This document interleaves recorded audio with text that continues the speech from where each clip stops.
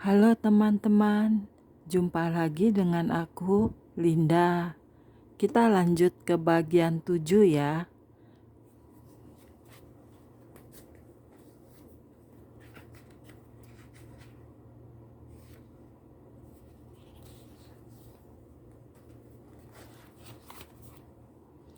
Oke, mari kita mulai.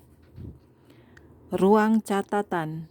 Saya terkagum melihat ruang catatan di mana catatan yang ditulis dengan sangat teliti disimpan.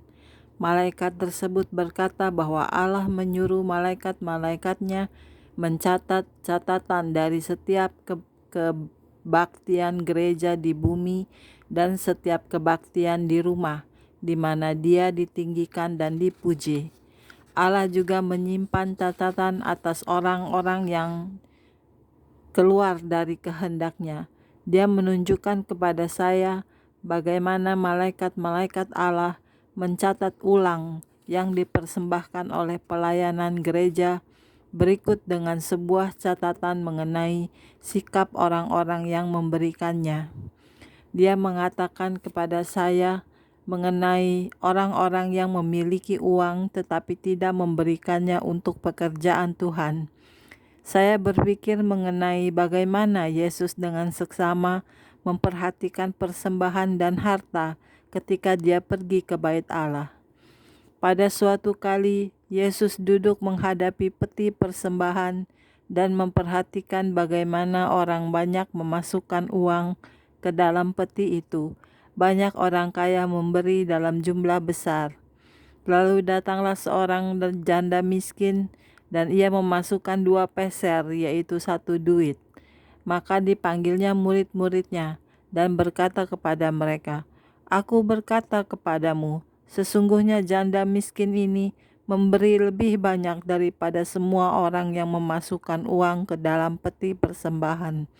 Sebab mereka semua memberi dari kelimpahannya, tetapi janda ini memberi dari kekurangannya, semua yang ada padanya, yaitu seluruh nafkahnya." Ketika banyak hal dinyatakan kepada saya, termasuk ruangan di mana buku-buku catatan disimpan, malaikat tersebut mengingatkan saya bahwa saya harus mengingat untuk membuat catatan atas hal-hal ini. Dia berkata ada banyak hal yang misteri bagi saya, karena saya hanya melihat samar-samar. Tetapi malaikat tersebut menegaskan bahwa saya dipanggil untuk memberitahukan kepada orang-orang di bumi mengenai segala sesuatu yang telah saya lihat. Ketika kami mencapai bagian lain dari surga, saya melihat ke bawah sebuah koridor yang sangat panjang. Temboknya tinggi dan kelihatannya terbuat dari platina. Saya dapat mendengar pujian yang tinggi kepada Allah berbunyi terus-menerus. Saya dikagumkan dengan kecemerlangan dan cahaya kemuliaan yang direfleksikan dari dinding-dinding. Mereka merasa bingung. Saya bertanya, "Apa ini?" Itu kelihatan seperti tembok-tembok yang bermil-mil jauh panjangnya. Saya tidak bisa melihat batas akhirnya. Ruang penyimpanan Allah.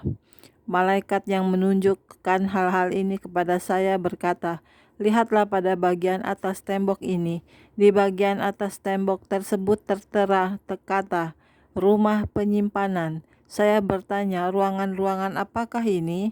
Malaikat tersebut berkata kepada saya bahwa ruangan-ruangan ini berisi berkat-berkat yang disimpan untuk umat Allah. Surga merupakan kemurnian yang sempurna, dan Allah ingin memurnikan orang-orang kudusnya di bumi, sehingga mereka akan menikmati atmosfer surga. Surga penuh dengan sukacita, dan Allah memiliki kerinduan untuk memberikan sukacitanya kepada umatnya yang berada di bumi. Surga adalah tempat kebebasan kekal, dan Allah merindukan umatnya untuk mempunyai kebebasan sewaktu berada di bumi.